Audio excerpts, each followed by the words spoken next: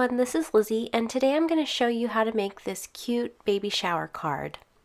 So I'll be using the new Elfie Selfie stamp set. You can see it right here. I'll be using several of the larger images from the set. And then I'm going to be doing some watercoloring with some distress markers. I thought I would try something a little bit different to color my images with. I typically use Copic markers, but thought I would branch out a little bit and try some watercoloring with my distress markers. So I'm stamping out several of the images in the new Lawnfawn Jet Black ink.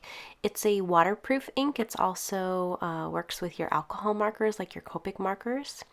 And then I'm also going to stamp out this little splash mark with some mermaid ink. And then I'll just double stamp that so that I have a really nice dark impression.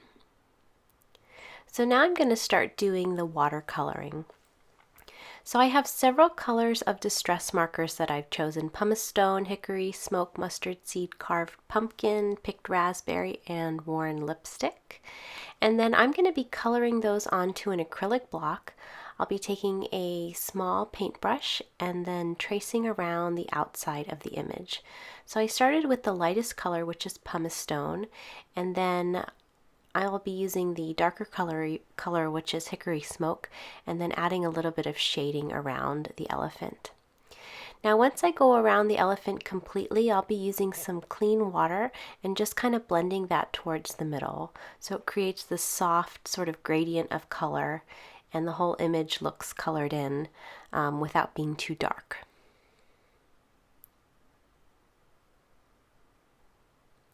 So one of the most important things when doing watercoloring is that you should let your image dry before you move on to a piece that is right next to it. So as I move on to the different pieces of these images, I'll be using my heat gun to dry the images fully before I add additional color to those adjacent layers or adjacent images. So I'm going to be using some picked raspberry on the umbrella, and again I'm just tracing around the outside of the image and then using some clean water to kind of blend it out. And you can see I had done that little yellow bird off camera, but it was a little heavy-handed with it. So what I end up doing is stamping out another little bird and then using a little bit less water so that it doesn't bleed out across the stamped image lines. So I'll continue to color in the image using that same technique of going around the outside edge of the image and then blending it out with clean water.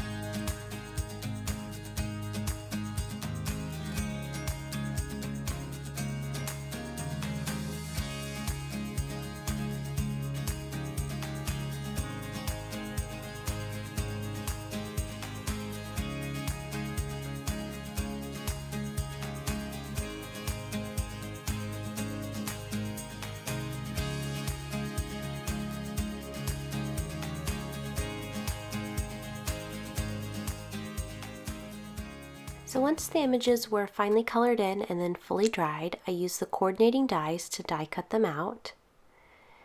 And you can see I just love when you use the coordinating dies and it creates that white line around the edge of the images. It really creates a nice finished look.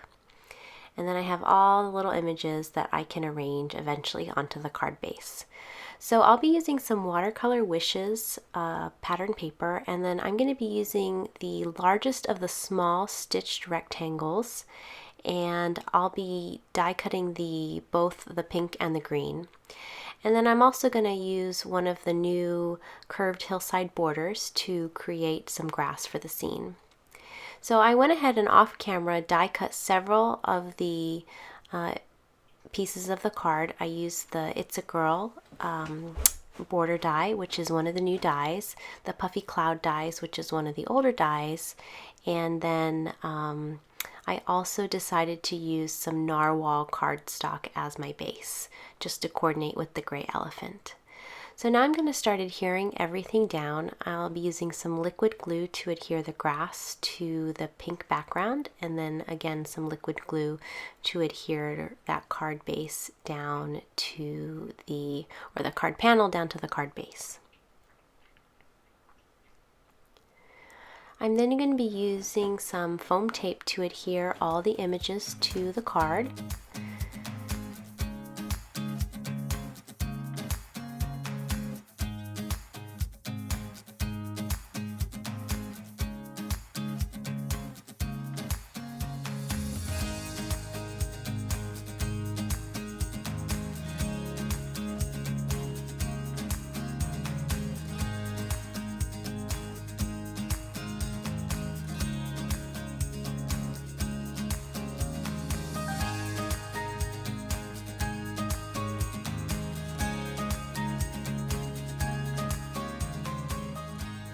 And then lastly, I'm going to adhere the sentiment with some little bit of liquid glue.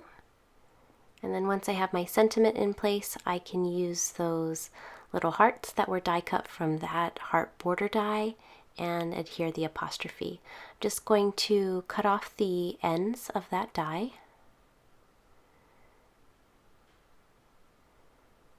And then as one last finishing touch, I'm going to use some clear Wink of Stella just to color in the little drops of water and the umbrella.